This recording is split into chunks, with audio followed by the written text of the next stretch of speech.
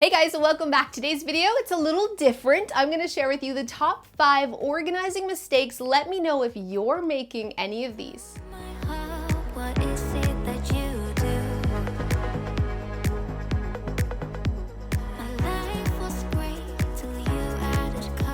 The first organizing mistake is over sorting. If you take a pile and make lots of little piles, you're probably over sorting. It's really important to start with the 4-sort method first and not get a little crazy in your categories and details. This overwhelms you and it turns one mess into lots of tiny messes. I don't want you to start by making lots of little piles. I don't want you to take one pile and oh, this was from 2007 and this is from 2015 and this is a hydro or electricity bill from last year. I really want you to have one pile for bills, or one for taxes, or one for school, or one for medical.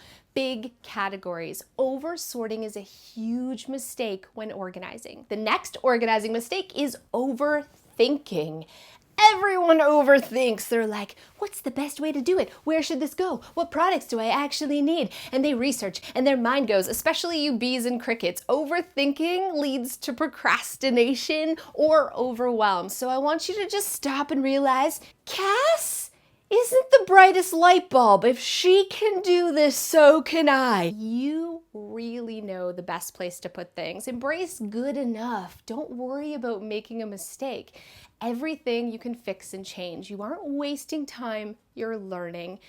Take a deep breath, stop the mind race, and embrace good enough. The next mistake that people make when organizing is over-organizing. And again, you bees and crickets, you're like, but I want everything super, super, super micro. This takes time. We always start with more macro organization so we can live with it and see what works and what doesn't and perfect the process. An example of over-organizing would be somebody that set up a big filing cabinet with all the different categories right off the bat before they actually started sort of using the filing system. Instead, we're gonna have less categories, maybe one just for bills, one just for medical. You can always make it more detailed later, but let's live with the system first before we over-organize it. The other mistake that people make when organizing is over-comparing. What I really mean by this is looking elsewhere for inspiration all the time, looking for the perfect system on Pinterest or Instagram or YouTube, hoping that someone else can show them exactly step by step how to do it.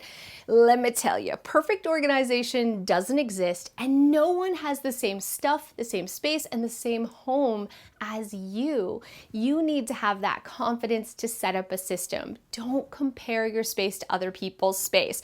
What you'll end up doing is buying fancy organizers or binder systems or filing systems that don't work for you. You're going to waste your time and your money. Instead, trust your gut.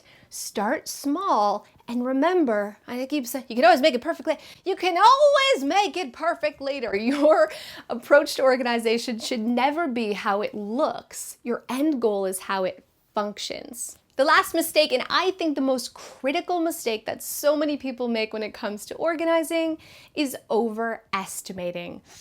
Overestimating the amount of time that something's actually going to take. I can not tell you how many times people have said, oh my God, I just don't have the time to organize, or they think it's going to take weeks to organize their paper clutter or get their home in order. A little bit every day is all you need, especially paper clutter. It's so much faster than you think. You grab a bag for shred, you grab a box to put your keep. It's really fast sorting. We're not worried about perfectionism, and we're done. I promise you that you are probably overestimating the amount of time that it takes to organize your paper or your kitchen or whatever it is in your home that needs a little organization.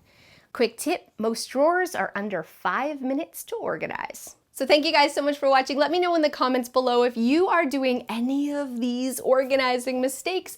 I'm gonna guess you bees and crickets are probably overthinking some things.